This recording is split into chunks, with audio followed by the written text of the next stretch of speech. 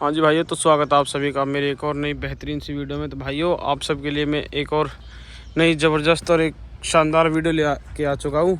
आज का जो हमारा मेन टॉपिक रहेगा भाई, वो रहेगा मेनली ईवी कार्स को लेकर कि भाई हमें 2026 के अंदर ईवी कार्स इन डीजल गाड़ियों को छोड़कर लेनी चाहिए या नहीं लेनी चाहिए। तो इन सारे कंसर्न के बारे में आज भाई हम बात करेंगे। आपको मेनली मैं बताऊँगा कि ईवी कार्स के लिए आपको क्यों जाना चाहिए और क्यों नहीं जाना चाहिए 2026 के अंदर। अगर आपका मन है ईवी कार लेने का, जैसा कि भाई आप सभी भाई जानते हैं कि डीजल में भी आइसोब्यूटेनॉल की प्लानिंग चल रही है नितिन गडकरी जी के थ्रू, वैसे ही भाई इथेनॉल आ चुका है 20%, अब E85 और उसके बाद आ जाएगा आपका E100। ठीक है, इन सब चीज़ों से जो पब्लिक है उनमें एक डर सा बैठ गया है कि उनके मन में कि भाई हमें ईवी कार लेवे या फिर डीजल कार लेवे। तो भाई इसी चीज़ के बारे में आज टॉपिक पर डिस्कशन रहेगा। भाई आज मौसम जो वो काफ़ी तगड़ा हो रखा है, आप देख सकते हैं। मैं वीडियो बनाने के लिए स्पेशली अपने खेत पे आया हुआ वो आप देख सकते हैं। मतलब बारिश का सा मौसम हो रहा है, पर बारिश आएगी नहीं ये मुझे पता है। तो चलिए फटाफट वीडियो को और टॉपिक के बारे में बात करते हैं। तो भाई पहली चीज़ है प्राइस। भाई डीजल के जो प्राइसेस है वो बढ़ चुके हैं, सभी भाई जानते हैं। पेट्रोल के बढ़ चुके ऑलमोस्ट ये मानिए आप 8 रुपये, अब 102 रुपये लीटर, 103 रुपये लीटर पेट्रोल जो नॉर्मल इथेनॉल वाला है, और जो पावर वाला भाई वो 113 रुपये लीटर हो चुका है। और भाई सीएनजी जो है भाई उसके रेट भी बढ़ चुके हैं, जो कि भाई आम जनता के लिए तो भाई ये बड़ी बात है ही, क्योंकि भाई 8 रुपये बढ़ना, 10 रुपये बढ़ना भाई एक, और आप एथेनॉल बढ़ा रहे हो भाई उसमें 20%। फिर भी आप फ्यूल के प्राइस भाई कम करने से तो गए, और उल्टा आप फ्यूल के प्राइसेस जो है उनको बढ़ा रहे हो। तो इससे भाई देश में दिक्कत ना आएगी तो फिर भाई कहाँ पे आएगी। यही सारी चीज़ों के बारे में आपको बता रहा हूँ आज।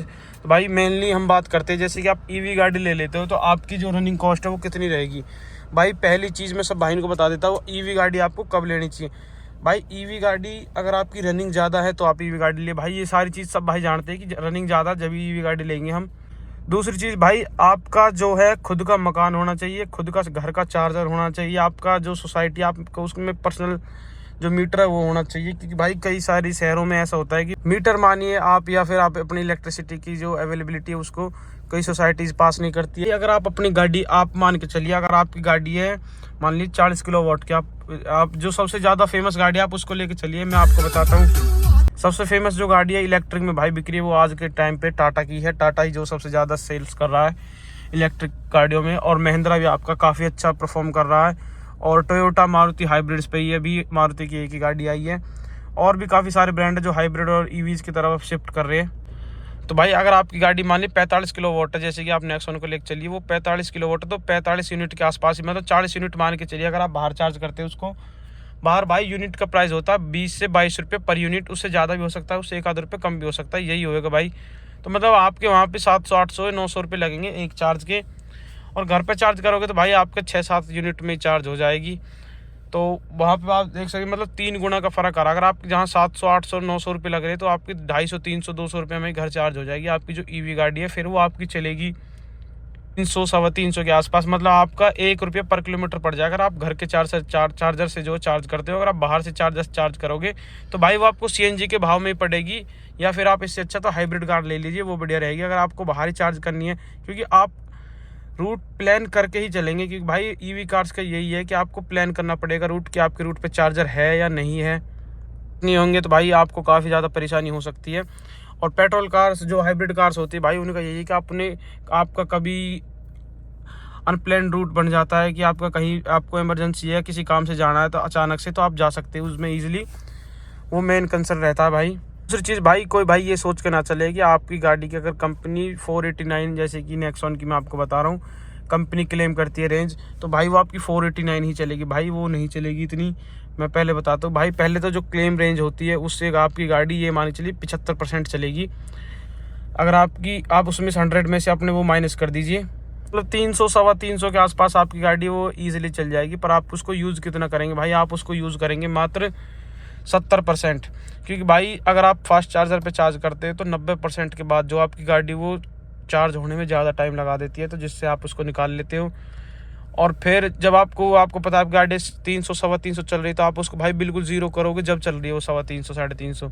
तो आप इसको बिल्कुल ज़ीरो तो करोगे नहीं, तो भाई आपको उसको जब आपकी गाड़ी 20% पे आ जाएगी तो आप उसको चार्ज लगाना पड़ेगा या आपको चार्जर ढूंढना पड़ेगा। तो वो 20% तो आपके वहीं चले गए अगर आप कहीं चार्जर लगा, मतलब आप उसको ऑलमोस्ट 90 से 20 तक 70% आप उसको यूज़ करते हो डे टू डे लाइफ में। क्योंकि अगर आप 20 से नीचे चलाते तो भाई आपके माइंड में एक एंजाइटी सी हो जाती है और आप सोचने लगते हैं कि भाई अब गाड़ी को चार्ज करना है, चार्जर ढूंढना है, चार्ज लगाना है। तो ये सारी चीज़ें जो दिमाग में चलती रहती हैं। भाई एक चीज़ और, भाई ईवी गाड़ी की जो बैटरीज है भाई उनकी लाइफ भी इतनी कुछ ज़्यादा नहीं होती है। मतलब है तो भाई बैटरी डीजल इंजन का क्या है कि जितना चलाओगे धो धो निखरेंगे, वो वाली बात है। इन्हें जितनी आप ज़्यादा हाईवे पर चलाओगे, जितनी ज़्यादा इनकी रनिंग रहेगी, ये उतने ही ज़्यादा शानदार जो परफॉर्म करेंगे जो आपके डीजल इंजन है। वही भाई हाईवेज़ पे जो आपकी ईवी कार्स है वो कम रेंज निकाल के देंगी। आप उनसे फन टू ड्राइव अगर आप उनको 100 120 150 चलाओगे तो भाई वो आपको जो कंपनी क्लेम रेंज कर रही है, मैं आपको एग्जैक्ट बता देता हूँ। अगर आप नेक्सॉन को लेकर चलिए 489 कंपनी क्लेम करी तो आपकी गाड़ी 220 या 250 ही चलेगी। अगर आप उसे 100 से ऊपर चलाओगे, 120 से ऊपर चलाओगे, मतलब जैसे दिल्ली मुंबई एक्सप्रेस वे है, आप उस पर अपनी गाड़ी को लेकर जाओ, भाई आपकी गाड़ी 220 या 250 उससे ज़्यादा नहीं चल सकती। आप कितनी कोशिश कर लीजिए, क्योंकि भाई हाईवे पर जो एनर्जी कंजप्शन जो होता है वो एकदम से चूसती हुई चलती है जो बैटरी होती है आपकी उसको। और सारी बातें जो बाहर निकल के करते हैं। तो भाई जो आपकी ईवी गाड़ीज़ की जो बैटरी हेल्थ होती है भाई, वो जितनी आप रनिंग करते हो भाई उस हिसाब से बैटरी हेल्थ भी गिरती है उनकी। आप ये मान के चलिए हर 20,000 किलोमीटर पे 1% तो भाई गिरेगी ही गिरेगी। अगर आपकी रैश ड्राइविंग है, आप गाड़ी अच्छे से ड्राइव नहीं करते हैं, तो वो 1% की जगह हर 15,000 किलोमीटर पर भी 1% गिर सकती है, हर 10,000 किलोमीटर पर भी 1% गिर सकती है। तो वो सारी चीज़ें जो आपको अपने माइंड में लेके चलनी पड़ेगी कि मैं ईवी गाड़ी ले रहा हूँ तो उसकी जो बैटरी हेल्थ है वो आप ये नहीं सोचें कि अगर आपने गाड़ी ले ली और आपने 1,00,000 किलोमीटर उसको चला लिया तो वो 300 चलती थी आपकी पहले, तो 300 ही आज चलेगी। भाई ऐसा कुछ भी नहीं है। आपकी गाड़ी की जो रेंज है वो दिन पर दिन गिरती ही चली जाएगी, ठीक है भाई। ये सारी चीज़ें जो डाउट्स जो क्लियर करने बहुत ज़रूरी होते हैं, जो कि आपको हर यूट्यूबर या हर जो वीडियोग्राफर कोई होता है वो हर चीज़ें नहीं बताता। भाई मैं आपको सारी चीज़ें बता रहा हूँ ईवी कार्डियो के बारे में, जो क्लियर करके बता रहा हूँ भाई, कि कोई भाई ऐसा ना हो कि ईवी गाड़ी ले लो और फिर उसके काम की ना रहे, फिर वो बाद में पछताए या उसको अफसोस हो कि मैंने ईवी गाड़ी क्यों ली या फिर गलत ले ली। और भाई एक कंसर्न जो रहता है भाई ईवी कार्स की रीसेल वैल्यू, भाई इतनी घटिया रीसेल वैल्यू होती है ईवी कार्स की, मतलब आप सोच भी नहीं सकते कि मतलब अगर आपकी गाड़ी 17-18 लाख की आप खरीद रहे हो तो भाई 3 साल 4 साल बाद आपकी गाड़ी 5-6 लाख रुपए की बचेगी। भाई इससे ज़्यादा की नहीं बचेगी फिलहाल की डेट में 2026 की जो मैं आपको बता रहा हूँ। और यहीं डीजल कार्स की आप रीसेल वैल्यू की बात करें तो भाई एकदम ज़बरदस्त रीसेल वैल्यू मिलती है आपको। आप डीजल की कोई भी गाड़ी उठा लीजिए, आपको अगर 2 साल 2.5 साल 3 साल चला कर भी आपको 70 75 80% जो वैल्यू वो अपनी गाड़ी दे के चली जाती है। पर भाई यही उल्टा है ईवी कार्स के थ्रू, उनकी 70-75 वैल्यू जो है वो कट हो जाती है 3-4 साल चलाने के बाद। क्योंकि भाई एक तो वारंटी जो कंपनी देती है उसकी आधी कर देती है, अगर उसके सेकंड ओनर को हम ट्रांसफ़र कर देते हैं तो 1,60,000 किलोमीटर पूरे होने के बाद फिर भाई एंजाइटी सी हो जाती है। बैटरी पे तो भाई लाइफ टाइम की वारंटी दे रही है लगभग सभी कंपनी। पहले तो MG मोटर्स ने ये जो सिस्टम जो चलाया था कि हम लाइफ टाइम वारंटी दे रहे हैं अपनी गाड़ियों के ऊपर, पर भाई लाइफ टाइम वारंटी है पर बैटरी हेल्थ भी कम होगी आपकी गाड़ी में रेंज एंजाइटी भी बढ़ेगी आपकी। 70% आप उसको यूज़ कर पाओगे जितनी आप उसको कंपनी क्लेम कर रही है, जो एक्चुअल चलती है 0 तक। मतलब डे टू डे लाइफ की मैं अगर आप बात करूँ तो अगर आपकी गाड़ी 350 350 0% तक चल रही है, 100 से 0 तक, तो आपकी गाड़ी वही 200-250 किलोमीटर के आसपास ही आप उसको यूज़ कर डे टू डे लाइफ के अंदर। जो कंसर्न है भाई ईवी कार्स की रिलायबिलिटी, भाई फ्यूज है कहीं से भी कुछ भी फ्यूज उड़ सकता है, कोई भी दिक्कत आ सकती है। आप कैसे रास्ते पर हो, कहाँ पर हो, अकेले हो, कोई साथ में है या नहीं है, तो वो सारी चीज़ें जो आपके माइंड में घूमती रहती है। तो ईवी कार्स को लेना भाई ये एक तरीके का, मतलब मैं जो आपको ये पॉइंट्स बता रहा हूँ भाई, ये आप बिल्कुल जेन्युइन पॉइंट्स है, आप कहीं पे रिसर्च कर लीजिए, कहीं पे भी पूछ लीजिए, किसी से पूछ लीजिए। ईवी कार ले आप जो भाई रिलायबल हो, मतलब थोड़ी स्ट्रॉन्ग हो, और जो रिलायबिलिटी भाई उसकी टॉप नॉच लेवल पर रहनी चाहिए। अगर आप ईवी गाड़ी ले रहे हो, ये नहीं कि भाई आपने गाड़ी ले ली हर 2,000-3,000 किलोमीटर पे या कहीं भी चल रहे हो आप उसे लेकर खड़े हो, उसके बोनट वोनट खोल गए, तो भाई वे चीज़ भी अच्छी नहीं लगती इतनी महंगी गाड़ी। क्योंकि भाई डीजल पेट्रोल कार्स के मुकाबले भाई उनकी जो वैल्यू, भाई मान लो अगर आपकी डीजल की 10 लाख की गाड़ी आई तो आपकी 14-15 लाख रुपए की वही डीजल गाड़ी आएगी। तो आप सोच रहे हैं भाई इतने पैसे तो आप उस पर एग्जैक्टली पहले दे के आ रहे हो, फिर आपकी गाड़ी खड़ी रहेगी जगह जगह, आप उसको वैसे परेशान हो जाओगे।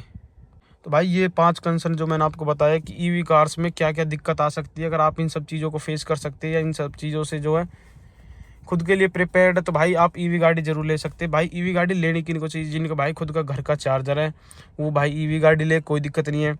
जिनको भाई शहर में ही चलना है, ऑटोमेटिक चाहिए, और भाई जिनको मतलब पीस ऑफ माइंड चाहिए कि मुझे कहीं नहीं जाना, ना ही तो मुझे डीजल भरवाना ना ही पेट्रोल भरवाना, अपने घर की चार्जिंग है, लगाया और चलाया, सिर्फ अपने लोकल एरिया में घुमा लिया, 100 150 200 किलोमीटर तक। लास्ट हाईवे पे रनिंग मेरी है ही नहीं, मतलब है इतनी नहीं है, मगर मैं हर बार हाईवे पे चलता हूँ, हफ्ते में कभी कभार हाईवे पे चला गया या किसी रूट पे चला गया। जाऊँगा तो भाई प्लान करके जाऊँगा, अनप्लान में कहीं पर भी नहीं जा सकता ईवी कार्स से।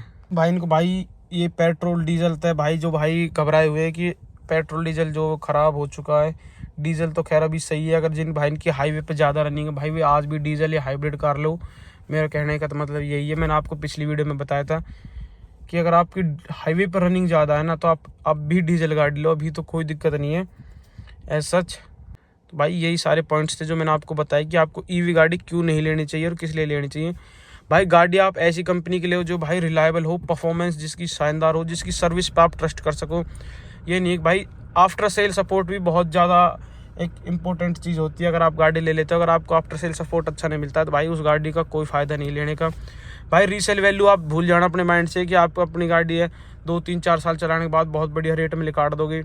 जैसे भाई बहुत से भाई सोचा डीजल गाड़ी 20 लाख की आप कोई भी ले लो, स्कॉर्पियन, टाटा एरे, कोई भी ले लो, मतलब आप 4-5 साल चला के उसकी 10-12 लाख रुपए वैल्यू मिल जाती है। पर भाई ईवी गाड़ी की कोई रीसेल वैल्यू नहीं मिलेगी। पर उससे बढ़िया तो यही है कि आप उसे अपने घर चार्ज करके, अगर वो 100 किलोमीटर भी चल रही है फिर बाद में, तो आप उसे घर ही चलाओ अपना। सबसे बढ़िया यही रहेगा कि गाड़ी फिर आप एंड तक ही रखनी पड़ेगी। तो ये सारी चीज़ भाई अपने माइंड में रखना जरूर ईवी गाड़ियों को लेते हुए। और मैं अपनी इस फॉर्च्यूनर लीडर का जो है आपके लिए पूरी जो वीडियो डिटेल में वो घेर चुका हूँ, मेरे चैनल पर आप जाकर विजिट कर सकते हैं। सभी भाई को बता देता हूँ, भाई मेरी ये 4x2 MT Fortuner leader edition 2026 latest हाल ही का मॉडल। भाई सारे फीचर्स, डिटेल वीडियो सब कुछ मैंने इसके चैनल पे डाल रखे हैं। आप वहाँ पे जाके वीडियोस को देख सकते हैं, सारी वीडियोस के बारे में जानकारी ले सकते हैं, गाड़ी के बारे में भी ले सकते हैं कि गाड़ी ओवरऑल है कैसी, क्या कुछ परफॉर्मेंस है गाड़ी की। तो आई होप भाई सभी भाई इनके जो डाउट्स है वो क्लियर हो गए होंगे।